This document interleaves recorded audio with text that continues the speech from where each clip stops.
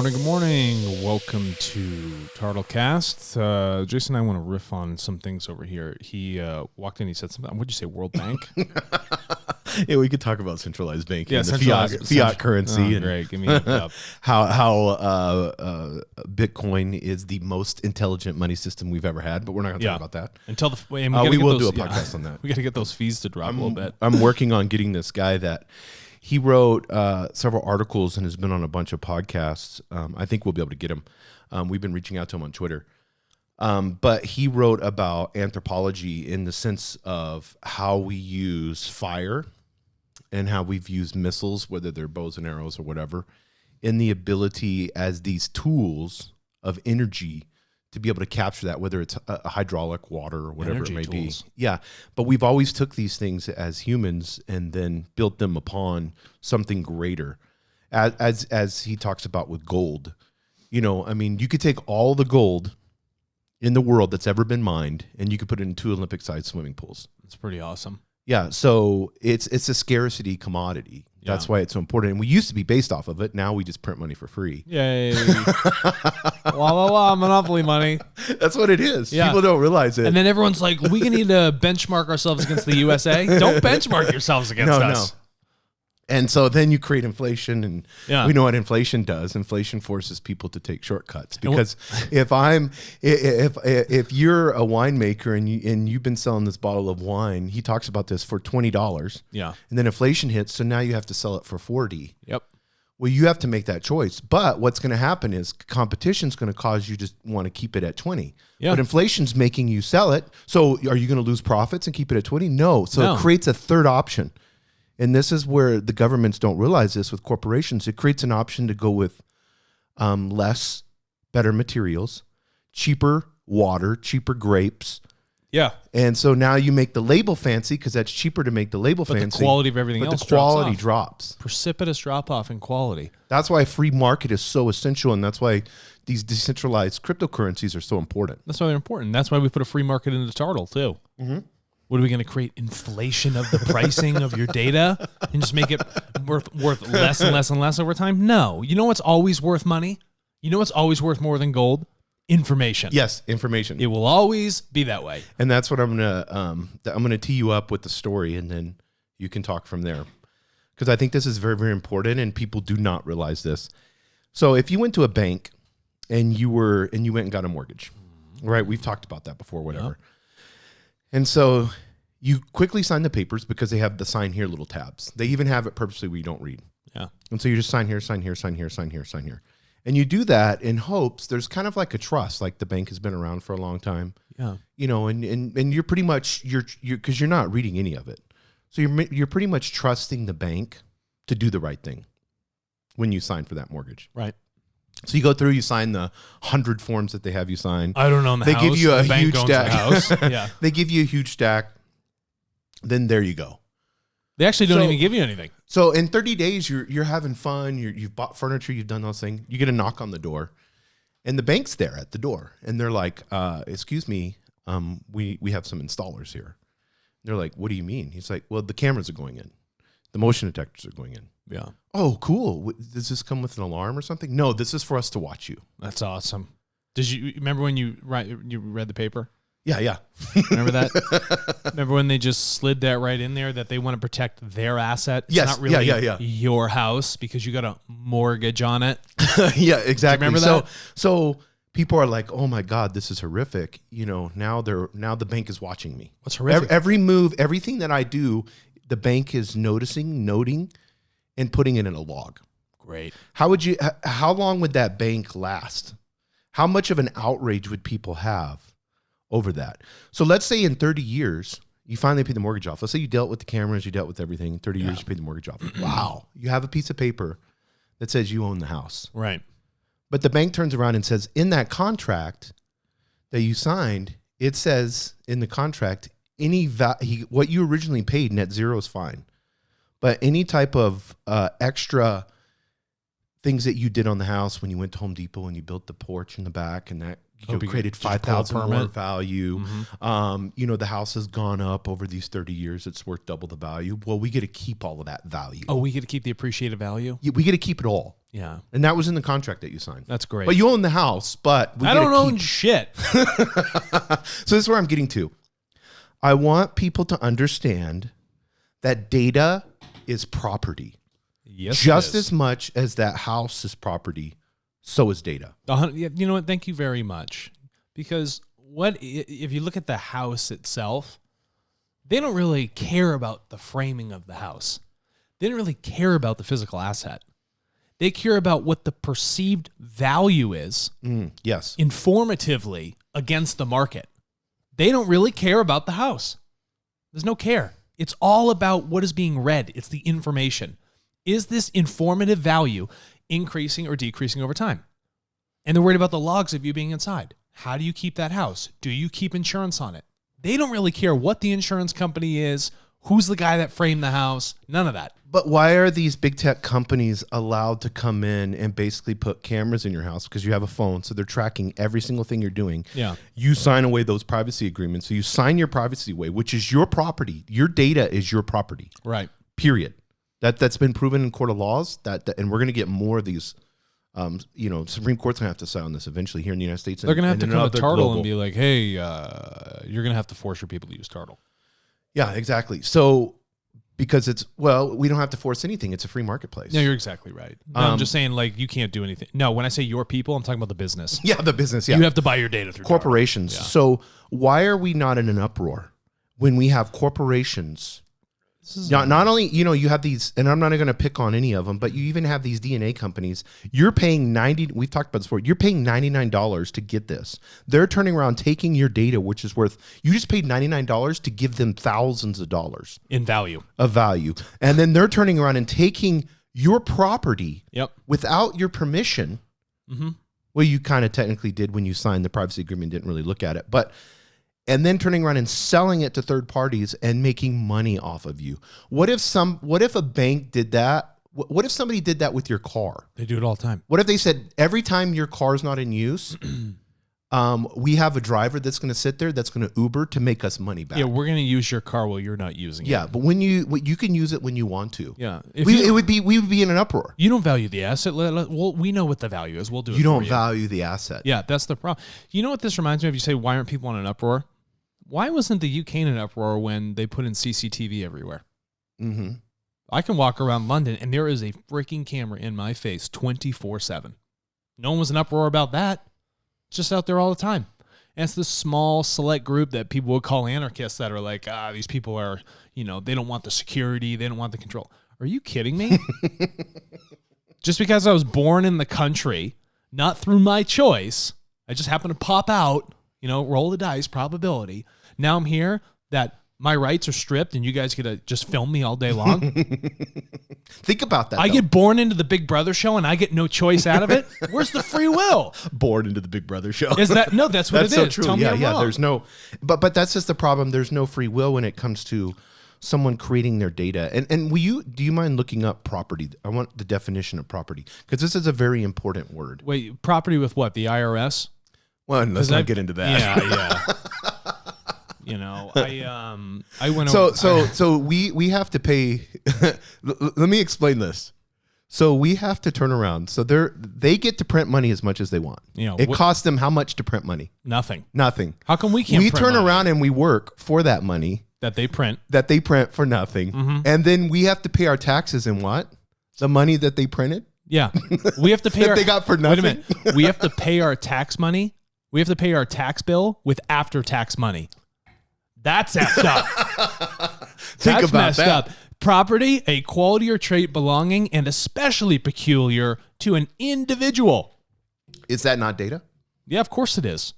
It's a quality. Data is the quality and traits of me. How could that not be property? It's a ridiculous statement to say it's not. They're my thoughts. They're my behaviors. So how are these corporations and governments allowed? How have they been allowed? Dude, they don't give a shit about your free will. And everybody thinks just because the public is uneducated about something, I'm not calling them idiots.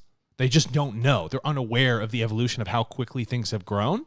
that they feel like they can do things in the gray until somebody wakes up and says, you can't do that anymore.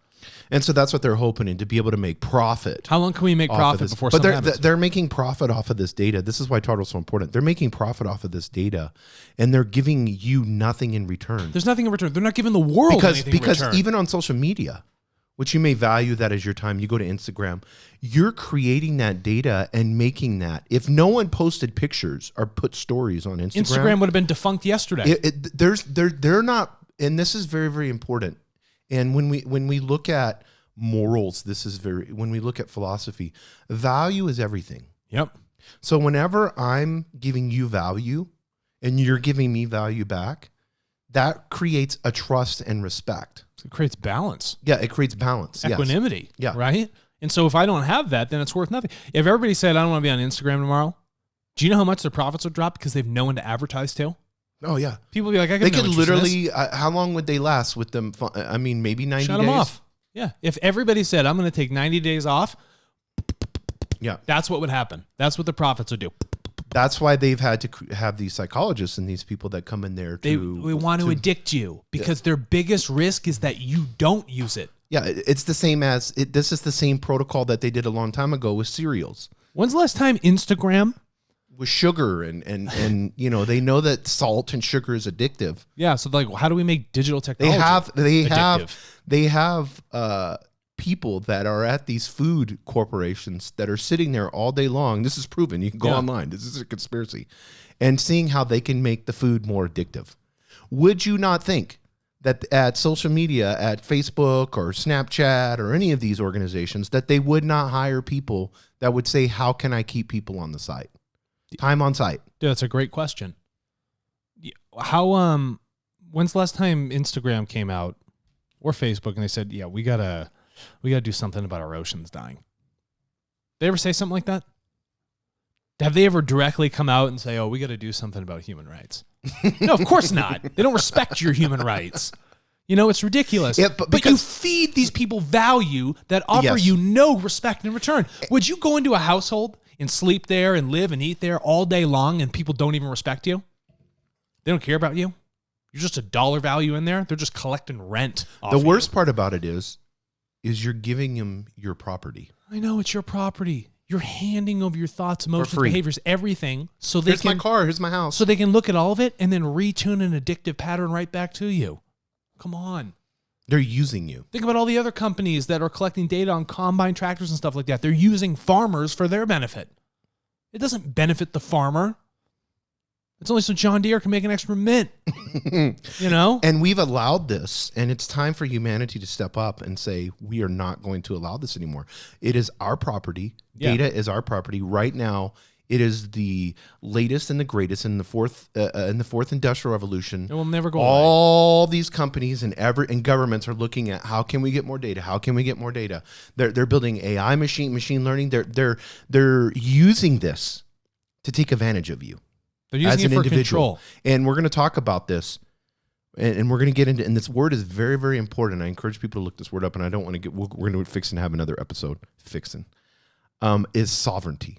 Yeah. That is a huge word. That is extremely important with you as an individual and with your property. Listen, if there's no sovereignty over it, then what do you got? You're a slave to the system. And dude, that's all it is. Yeah. You're a slave to somebody else's system. You're not even running in your own system anymore. This is not about your life.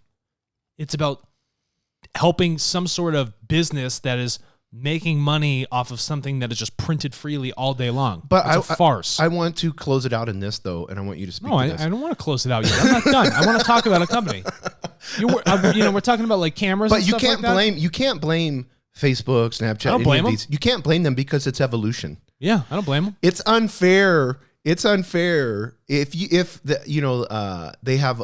I was reading the article the other day, and they were talking about Montana, how they're getting these super packs of wolves because wolves are just growing like crazy, so they're just running through elk, like just. So you take that one elk, and you have a super pack of wolves. The wolves are really smart. They're not going to. You're not going to have a frontal attack. If it's you and you're out in the wild and you're out by yourself and you don't have a gun and you don't have fire, you don't have anything, and it's just you and the super pack of wolves, it's the one that gets you from behind. Always. They're going to wait till you sleep. Yeah. They're going to get you. They're going to wait till you're at a weak point. Super pack of wolves, no one, whether it's an elk or whether it's you, that's nature. We've had our guard down. It's evolution. We've had our guard down. It's our responsibility to be smart. Yeah. To use these tools that we have, like TARTLE, because a tool gives us power, just as fire did, just as water did. Right. We're resourceful as humans. That's what separated and made us distinct from animals. That's precisely correct. Is our ability to be able to be creative. If you have a tool, okay, you can do genetic engineering for bad, or you can do genetic engineering for good. You can do data for bad, or you can do data for good. Okay? You can use biopharmaceuticals for bad, or you can use biopharmaceuticals for good. COVID.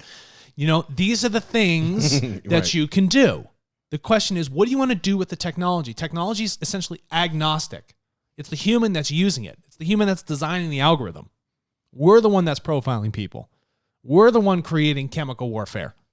Okay? We're the one polluting the ocean with our technology because we have chosen to take that avenue with it. Take a new avenue with this stuff. You ever heard of the company Maxar Technologies? I've heard of them. I don't know that much about them. So I was all like bummed out on, I was on Google Earth. I'm like, this sucks. I'm like, why am I like 50 feet up in the air? I can't get any closer. Like, I'm trying to look at stuff. I'm like trying to plan some like climbing routes and stuff like that. I said, is there a better mapping system? So I go through, I'm like, that's still garbage. And I start looking at all the competitors and I realize everyone's kind of like stuck at the same elevation above the earth for looking at stuff. I'm like, this is lame. Well, I was like, there's others. No, I know. So then I start looking around, right? And I'm like, oh, Boeing has something. You know, oh, this company has something. And I'm like, was Boeing launching up satellites? No, they're not. They're all actually licensing these satellites from someone else called Maxar Technologies out of Colorado. Dude, if you're worried about CCTV cameras in London, right? Forget about it. You don't even need them. They have a plethora of satellites up there, Earth observation radar and on-orbit servicing satellites. I can go to Maxar and say, I want to rent this satellite anywhere in the world at any time, and I want to observe this with whatever patterns all day long. They can tell you changes in plant growth, tracking the movement of human beings. They can read license plates on cars. They can watch international airlines move, track all of them through the satellites, construction, wartime efforts. You know, dude, it would blow your mind what you can see. And I'm like, what is going on here? But the only people that have access to that data is a very, very select few. NASA doesn't even rent these satellites from these guys. Because it's centralized. Because it's 100% centralized. The reason it's so expensive, it's purposely cost prohibitive. So why are we, because that's just data. It's just video data from the satellite. But what is it though? You're not allowed to have any more information. Why does our data have to be centralized? They've capped me at 150 feet or whatever it is. Right. Why can't I see the license plate? I'm capped on that info. The real juice of satellite imagery is when I'm down to the ground about 3 feet away. And I'm not allowed to have that. I'm not allowed this huge chunk of information all the way across the globe.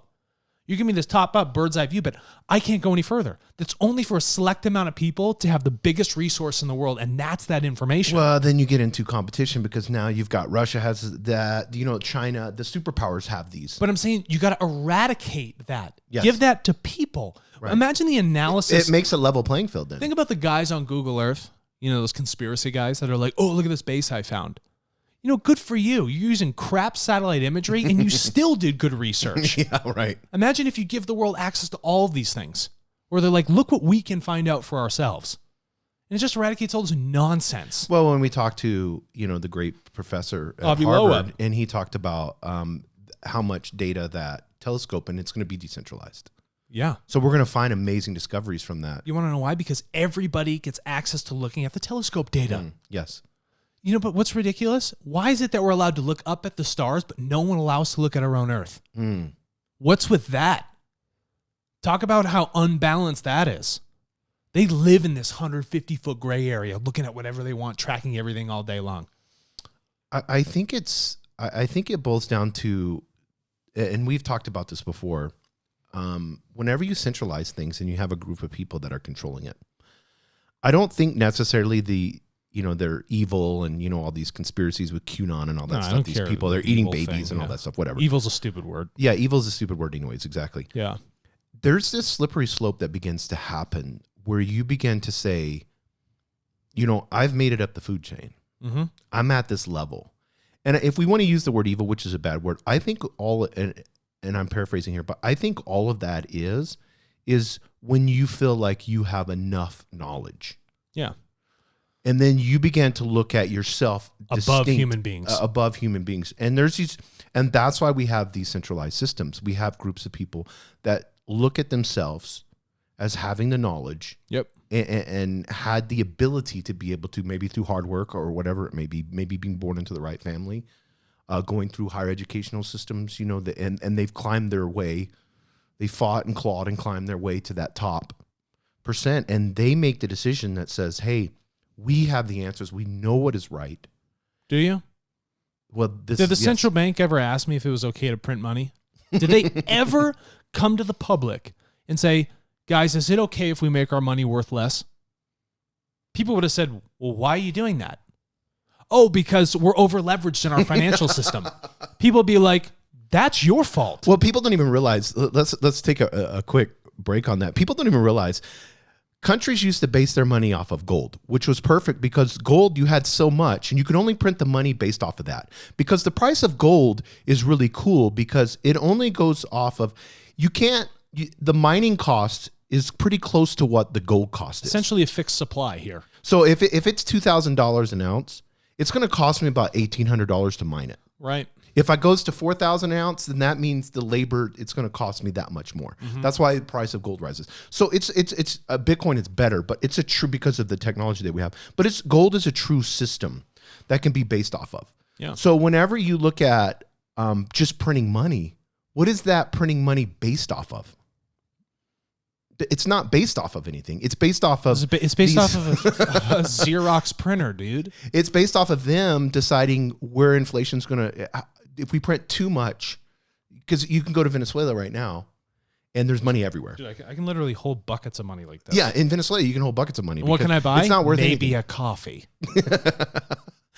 When I went to Somalia, they would ask for $1. The little kids, the orphan kids, they'd all come around you. Yeah. And I would give them $1, and they would give me stacks of their Somalian money. I think I have some laying around. I'm literally, it looked cool, like you had these big stacks. Should we stack it up here so we look like drug dealers? Yeah, but it literally was worth nothing. Yeah. The $1 was worth everything, and we can have that happen here, whether it be in the United States or any country. It's a Federal Reserve note. Yes. Someone's handing you debt. That's all it is. All these investments that are going around, people doing stuff, VCs, it's like, I have a bunch of debt. Can I give you this debt to own your company? Wait a minute. Help me understand something. You're going to give me something you don't own that essentially has no value to it so you can buy something that I've built that I actually own. Does that make sense? It makes perfect sense. And I would love for someone that, an economist that understands this system. If there was one. Or somebody that is for the free market, is for decentralization, would love to have them on the podcast. I think would be awesome. And we're going to reach out to some. But who's that anarchist? Yeah, just about. But there is, I just purchased a book and I'll be reading about it. Actually, the perfect free market is the Australian, not Australian, no, but Austrian. Austrian. The Austrian economics. Austrian economic principles are fantastic. Yeah, exactly. Yeah, Friedman. Yes, yeah. Alfred F. Hayek. I think there's Milton. Milton Friedman. Yeah. And then you have Hayek. You ever heard of that guy? No, I haven't heard of him. I don't know. I got tons of books on it, but what are we getting at here? Yeah, we're bouncing. Data's valuable. It's your property. Okay. It's more valuable than money. Okay. Information will always be more valuable than money. So recognize your free will, recognize your sovereignty over it, put your foot down, say, this is mine, and sign up at TARTLE.co.